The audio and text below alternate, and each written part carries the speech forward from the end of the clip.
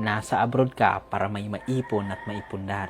Pero aminin natin, marami pong OFW ang padala ng padala pero wala namang natatabi para sa sarili nila. Pag sweldo, padala. Pag bonus, padala. Pag overtime, padala. Pag mayroong tax refund, padala. Tapos pag may emergency, ikaw pa rin ang sasalo. Uutang sa amo para may ipadala. Pero pag sarili mong emergency, wala kang mapagkunan. Ang mga bayani o OFW hindi lang yung nagpapadala, kundi yung nagpaparami ng pera para sa future nila. Kasi ang padala pwedeng mawala, pero ang ipon and investment, yun ang tunay na burol ng sakripisyo mo. Hindi ka OFW para human remittance machine ha. Hindi ka OFW para maging walking bank account ng pamilya. Hindi ka OFW para maubos ang buhay mo sa overtime tapos walang sarili. Ito kasi ang hindi sinasabi ng karamihan.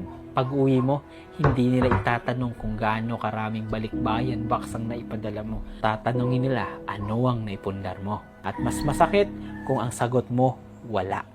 Lahat ng padala mo, naging gastos, luho, pansamantalang saya. Tapos pag retired ka na, walang negosyo, walang investment, walang ipon. Yan ang hindi kayang sagutin ng padala. So please, kung gusto mong maging tunay na OFW, sana ganito. Mag-ipon ka bago magpadala. Needs ang unahin, hindi wants. Mag-set ng timeline kung hanggang kailan ka mag-abroad. Mag-invest kahit maliit. Huwag kang magpa-pressure sa luho ng pamilya mo ha. At i-manage mo po ang pera mo, ikaw mismo. Huwag puro pabalik-balik pagiging OFW. Hindi naman masama, pero hindi ka pa ba napapagod? At itong tandaan, hindi selfish yan. Yan ang totoong pagmamahal sa pamilya. Yung may future, hindi puro ngayon. Kasi ang OFW hindi nasusukat sa padala.